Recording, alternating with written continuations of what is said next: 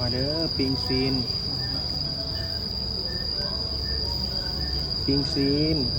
กับตำเจ้ามาเล่นแล้วมาแล้วกินคนเดียวแล้วสบายดีหมู่เพื่อน YouTube ทุกคนเบาต้นพาเพื่อนเส้นเคยมื้อนี้เราจะพาเฮ็ดหยังติดตามกันได้เลยเอามื้อนี้เราก็สิมาปิงซีนพี่น้องปิงซีนกับตำเจ้ามาเล่นเนาะมื้อนี้เนาะเมนูแบบเขากินคนเดียวนะแค่นี้ก็กินคนเดียวเนาะ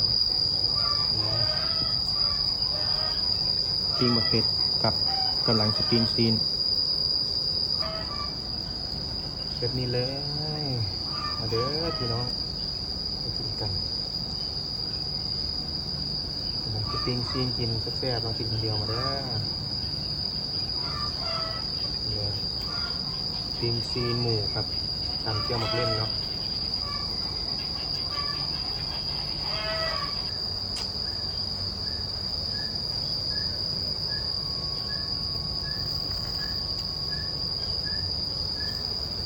นั่นก็เป็นสลิปของบาตัวหนึ่งเนาะเป็นซีน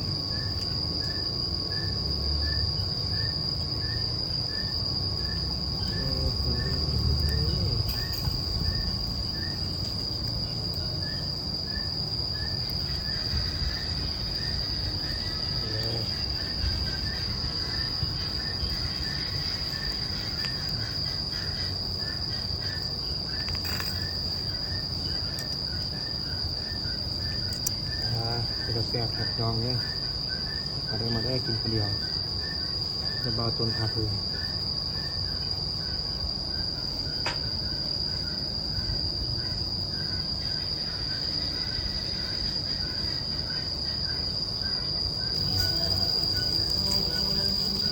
ปิงซีน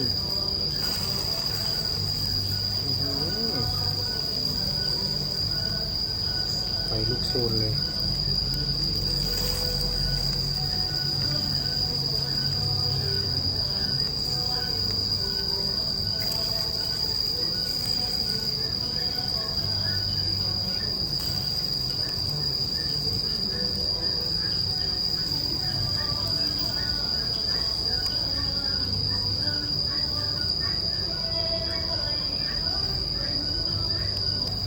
ปิ้งซีนตำเจียวมักเล่นเด้อ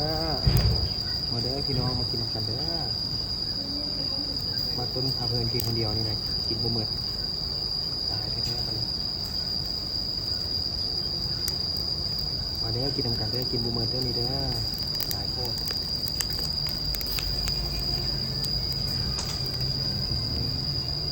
เลยอันนี้ก็นึ่งเข้าแบบสไตล์วัยรุ่นเนาะนี่เลยชีวิตหอพักแบบนี้เลยเนาะกินคนเดียวเนาะนึ่งแบบนี้เลยเอาไปใส่ได้เด้อสูตรนี้เด้อเข้าฮอนเอาวันนี้เขาก็ชิมาตำเจียวมักเล่นเนาะ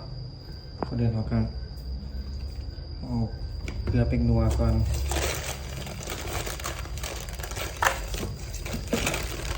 เป็นนัวเกลือใส่ลงไปเลย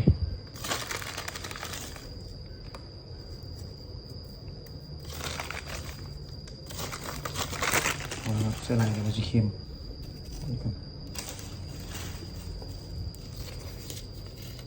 เป็นนัวลงไป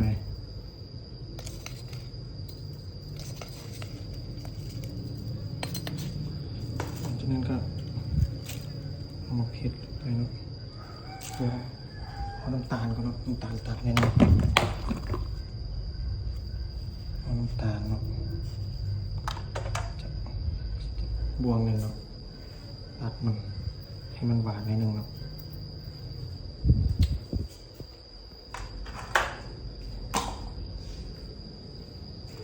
แล้วเราก็เผ็ดลงไปเลย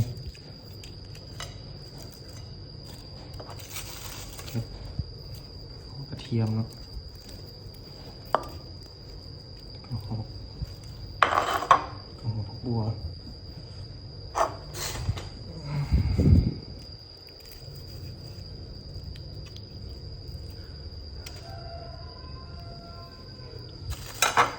มันก็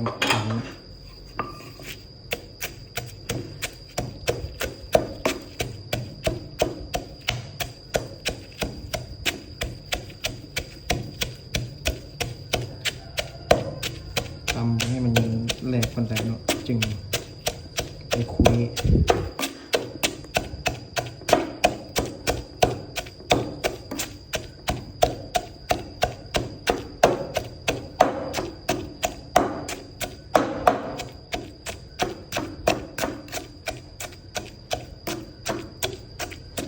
ประมาณสมมติเนาะเล่นลงไปเนาะลงไปแล้ว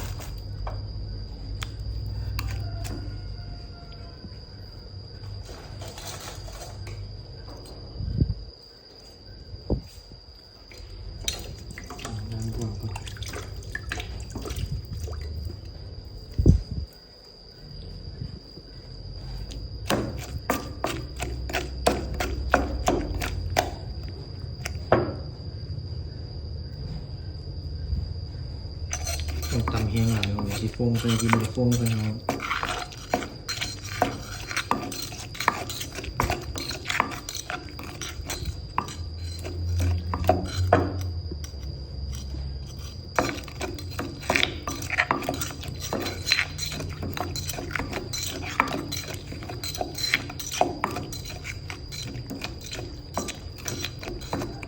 ในซีมันเนาะ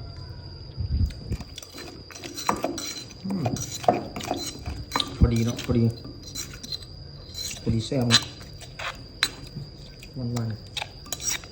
นัวๆเค็มๆนิดนึงครับดีแซ่บเลยสำหรับ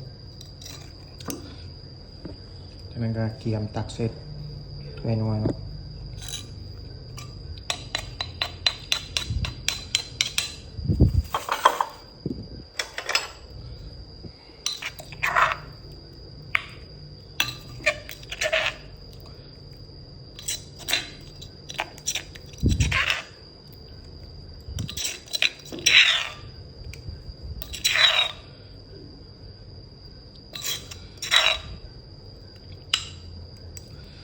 เลยหน้าตาเป็นตะเสียบเลยหลังจากนั้นเขาก็ซอยซีนต่อเลย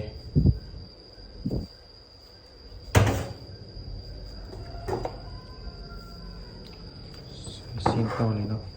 อันนี้เคียงนี่มันตั้งซีนี่เนาะซีเคียงมันตั้งดำอย่างนี้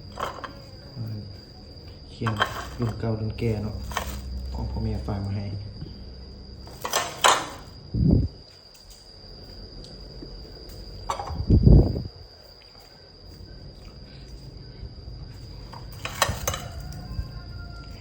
ซอยซีน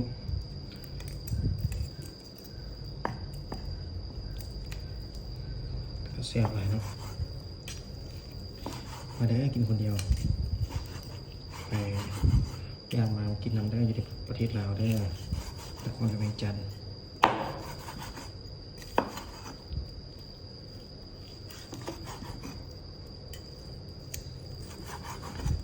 ต้องบาต้นพาเพลินเลย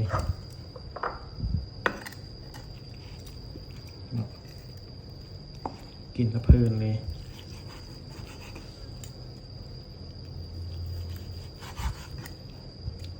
ปิ้งซีนมันต้อง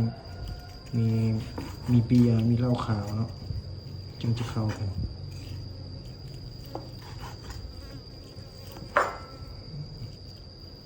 เป็นตะเสียบพี่น้องเลย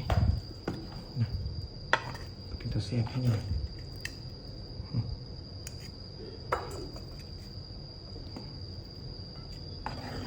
เป็นตะเสียบครับพี่น้องเลยกินคนเดียวอีก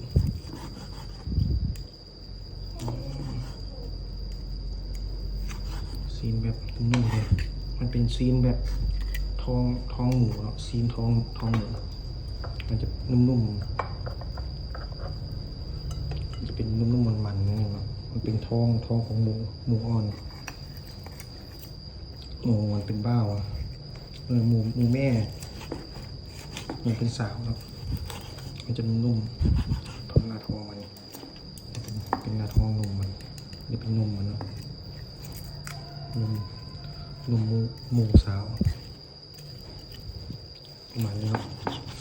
นี่ซอยนี่เลยซอยนี้เป็น3 สั้นเลยเนาะ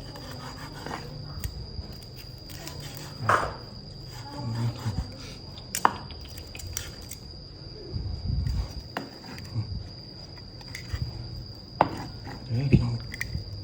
กระเสียบดีนี่กระเสียบครับ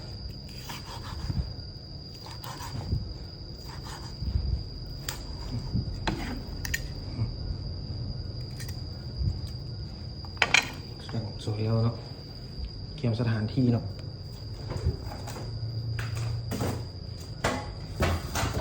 สถานที่อันนี้ก็เป็นลวกผักเขาลวกไว้ก้นหมูเลยลวกผักกาดธรรมชาติลวกไว้ก้นหมูเลยเพราะมันลวกง่ายมันแล้วไว้ก้นหมูแล้ว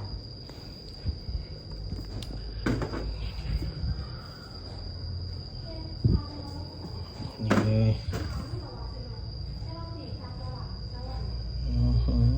เป็นแซ่บทุกคนมานี้มากินน้ำกันได้ลวกผักปิ้งซีนแจ่วมักเล่นเป็นแซ่บเด้อมาเด้อพี่น้องเด้อเอาวิดีโอนี้ก็จะจบเพียงเท่านี้เด้อพี่น้องเด้อฝากกดไลค์กดติดตามกดแชร์เป็นกำลังใจให้เฮาเลยเด้อกระเป๋าต้นผักเลยแล้วเจอกันใหม่ในวิดีโอต่อไปเด้อบ๊ายบาย